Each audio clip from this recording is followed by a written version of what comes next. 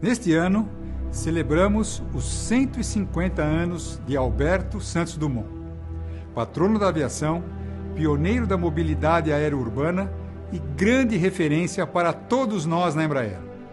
Seu legado de inovação está profundamente enraizado em nosso DNA. Além disso, há um outro legado de Santos Dumont, menos conhecido, mas igualmente inspirador.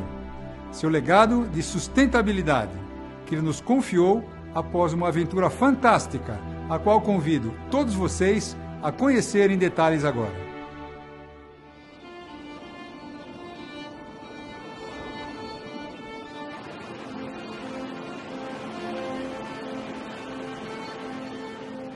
O Parque Nacional do Iguaçu é um patrimônio mundial natural que encanta visitantes do mundo todo. Protege diversas espécies da fauna, da flora, que abriga as Cataratas do Iguaçu, o maior conjunto de quedas d'água do mundo. É um exemplo mundial da conservação e do turismo sustentável.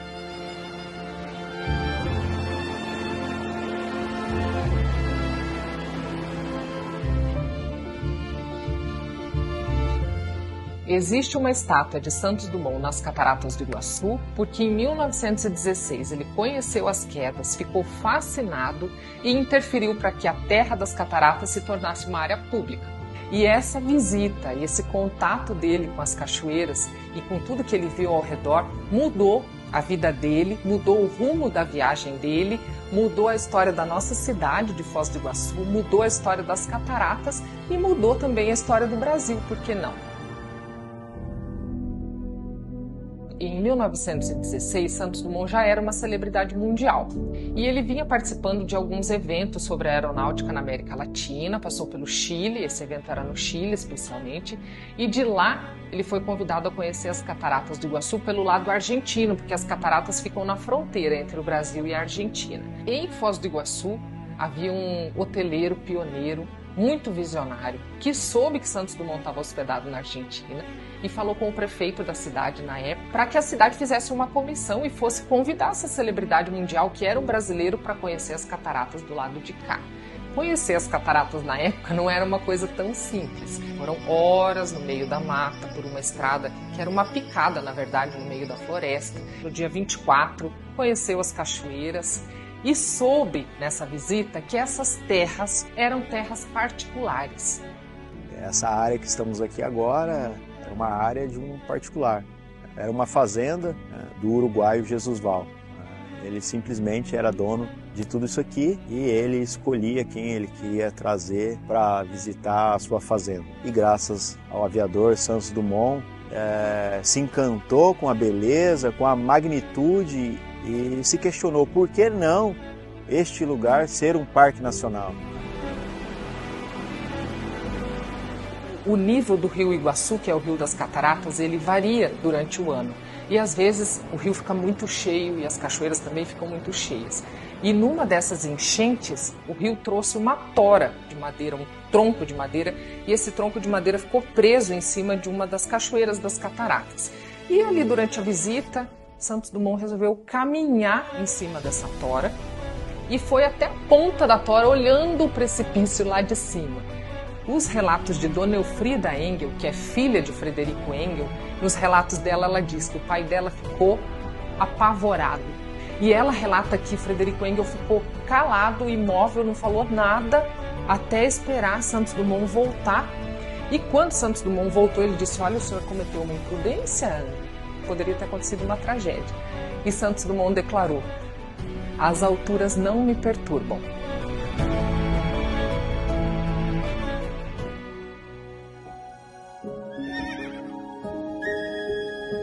A partir do encontro dele com as Cataratas do Iguaçu, ele mudou o rumo da viagem e partiu em direção a Curitiba para se encontrar com o presidente do Paraná na época, que seria o governador do Paraná, Afonso Camargo. E aí partiram para a chamada Cavalgada Patriótica, que era algo que não estava previsto no roteiro de viagem dele. Então ele partiu de Foz do Iguaçu a cavalo, pelo meio da floresta, seguindo a linha telegráfica até a cidade de Guarapuava. acompanhado por 2 pessoas, um fiscal da prefeitura, chamado Isidro, e um soldado da polícia militar, chamado Virgílio. O fiscal da prefeitura que levou Santos Dumont até Guarapuava era o meu avô, Isidro Lourenço de Souza. E contava-se que ele acompanhou então Santos Dumont até Guarapuava. E uma coisa legal que a gente sabe é que ele era o cozinheiro dessa galera aí. Então, como ele foi o cozinheiro, a gente imagina assim, qual seria o cardápio, né, no meio da mata, que ele pudesse então fazer naquela época. Então, foi mais ou menos 6 dias, 1 semana a cavalo, até que eles conseguissem chegar a Guarapuava. Então, a viagem de Santos Dumont foi a subida na rampa do Terceiro Planalto. Até chegar a Guarapuava, ele subiu daqui, que nós chamamos a uns 180 metros de altitude, ele subiu para quase 1.200 metros de altitude. Tudo enquanto é espécie de rio descendo. Então é uma viagem muito, muito sacrificada. De lá, ele foi de automóvel, que não são esses nossos automóveis de hoje em dia que funcionam bem. Foram mais algumas horas até chegar a Ponta Grossa, na região central do estado. E de lá partiu de trem até Curitiba, onde ele encontrou com o governador do Paraná. Nesse encontro dele com o governador do Paraná, ele pediu que as Cataratas do Iguaçu se tornassem uma área pública, uma área de todas as pessoas, uma área da humanidade. E foi atendido. E é por isso que hoje todos nós podemos ir lá visitar as cataratas, nós brasileiros e pessoas do mundo todo. Então, o Santos Dumont usou o seu conhecimento, que estava à frente, né, da sua época, todo o seu prestígio, para convencer as autoridades a tornar este lugar um Parque Nacional do Iguaçu, para que pessoas do mundo todo pudessem visitar esse lugar, conhecer mais sobre a fauna, a flora. Então nós recebemos 170 nacionalidades, cerca de 2 milhões de visitantes ano. E a dona Elfrida, que relata essa história, que tornou essa história pública na década de 70, então diz nos relatos dela que ele criou a nossa indústria sem chaminé, que é a indústria do turismo. E na década de 70 ela inscreveu essa história num prêmio promovido pelo Aeroclube do Paraná, e como prêmio ela ganhou uma viagem, então ela foi conhecer o museu, a casa onde nasceu Santos Dumont, conheceu parentes dele. Anos depois, ela recebeu da Aeronáutica a maior condecoração da Aeronáutica, que é a medalha Mérito Santos Dumont. Então, uma mulher civil foi homenageada pela Aeronáutica graças à luta dela para que essa história fosse divulgada. Sou Isabel Cristina Pruner, bisneta de Frederico Engel, neta de Elfrida Engel, que através dela perpetuou a história da vinda de Santos Dumont. Ela batalhou também pela imagem, colocação da imagem dele. Está faltando um pedacinho de uma coisa que ela tinha na mão. E Santos Dumont, na estátua original, ele estava parado, como está aqui, e aqui tem um papel. E esse papel sumiu. Era um papel de bronze também. Então, se alguém souber de um papel de Santos Dumont, de bronze, vamos devolver. Minha mãe tinha guardado em uma cristaleira as recordações que a avó recebia. A maior delas que nós temos é o livro da assinatura dos hóspedes, com a assinatura de Santos Dumont. Quando, no plano de manejo do Parque Nacional de 1986, 89, duvidava que Santos Dumont passou por aqui.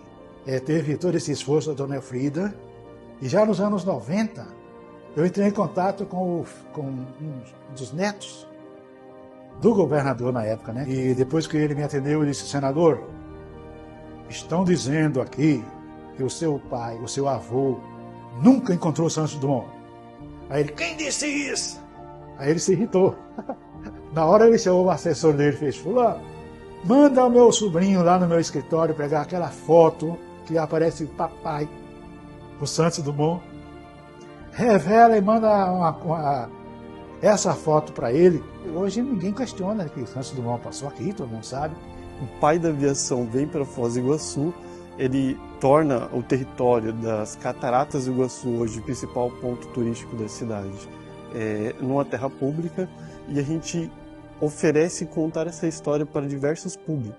Muitas das crianças não sabem quem foi Santos Dumont, e a gente fazer essa porta de entrada, contar a história do pai da aviação num espaço dedicado a isso, é muito gratificante. Quando criança, eu recebi um prêmio na Infraero de Foz, que estava se comemorando o dia de Santos Dumont, o dia da aviação, e a frase do meu cartaz dizia: Santos Dumont, as cataratas do Iguaçu derramam lágrimas de saudade de ti.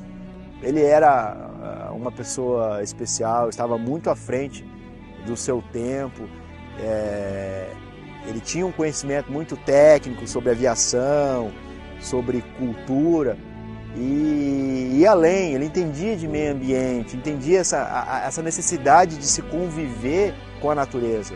Então ele estava olhando à frente, ele estava olhando o que nós estamos vivendo agora, muito transgressor para a época, né? Isso é fantástico, louvável. O Parque Nacional do Iguaçu é muito grato ao Santos Dumont. Que juntos possamos nos inspirar no legado de inovação e sustentabilidade de Santos Dumont e trabalhar para garantir um mundo melhor para as próximas gerações, exatamente como ele fez.